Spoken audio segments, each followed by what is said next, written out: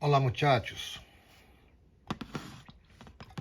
Mais um videozinho para vocês aqui. Adivinharam alguma coisa? Não? Pois bem, nosso amigo, eu nunca aprendo o nome desse bicho, Huo fará seu primeiro unboxing. Fazia tempo que eu pedi isso aqui, demorou para vir, depois foi taxado, depois não apareceu mais no rastreamento e finalmente hoje ele chegou sem aviso prévio. Mas ainda bem que chegou em paz.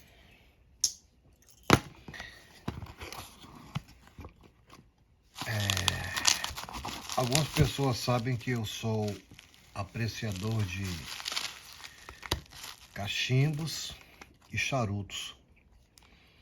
E eu não tinha o insert, que é essa peça aqui, para cachimbo, né? Então eu resolvi comprar. Ele é diferente do outro aqui, porque o comum tem essa abertura aqui em cima e esse é tampado, que faz a chama vir pela lateral. E aí eu resolvi comprar. É bem acabado, tem um bom acabamento, da marca Zorro. Será que já veio com pedrinha? Já. Então aqui a gente vai fazer o abastecimento. E aí eu já vou colocar aqui na capa do Zippo.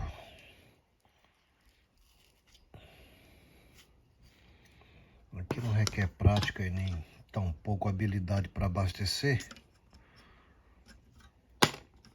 Você vem aqui, coloca uma quantidade aqui de fluido.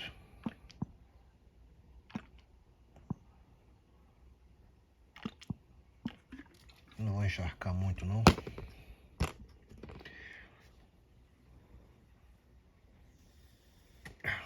Dá uma sopradinha para cair o fluido aqui no pavio. Tira o outro.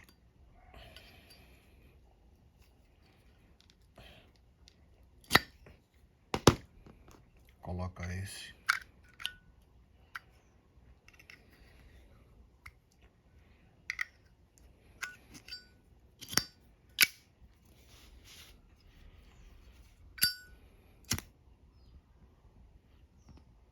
E aí quando você solver no cachimbo para baixo, a chama virar para baixo.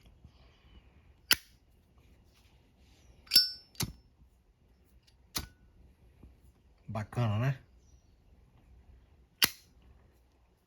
Insert para cachimbo e aqui está o insert normal para cigarro, charuto.